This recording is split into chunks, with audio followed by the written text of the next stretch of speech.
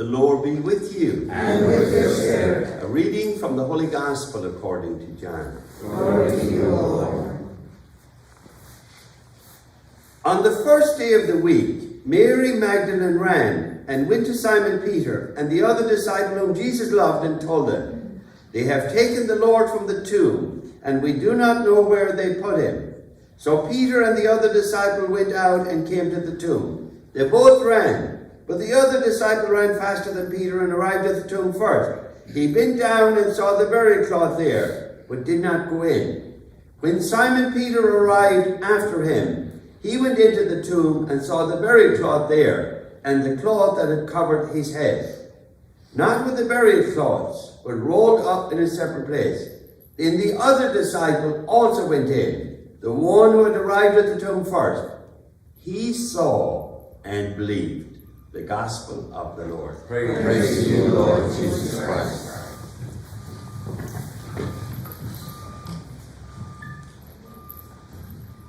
Peter, Andrew, James, and John were the principal disciples of Jesus. And James and John were brothers. And James and John, very significant in the history of our church. John was the only one of the disciples to remain faithful to Jesus at the crucifixion. He was the only one that was there. And also, he was the only one that did not suffer a martyr's death other than Judas, who committed suicide. But he left us a great legacy with his writings. You know, he has 3 letters, the book of Revelation and the Gospel of John. And he presents Jesus as the divine, the majestic. In the beginning was the Word. It was through the Word all things came to be. And yet the Word came a creature in his own creation.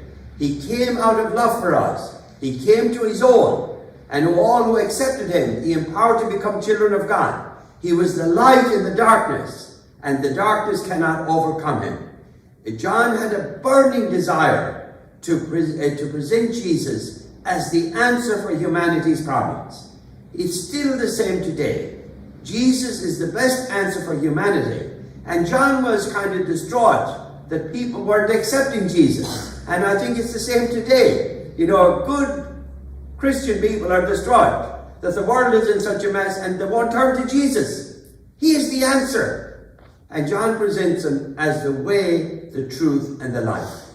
John's gospel is beautiful, and John has left us a great legacy. So today we thank God for giving us all his beautiful writings and being such a faithful disciple who loved Jesus and was the first to believe in the resurrection, the centerpiece of our faith. And he took care of Mary. I mean, for Jesus to entrust his mother to John, that was a special privilege, and he's always referred to as the disciple Jesus loved. Sure, he loved them all, but he had a special relationship with John.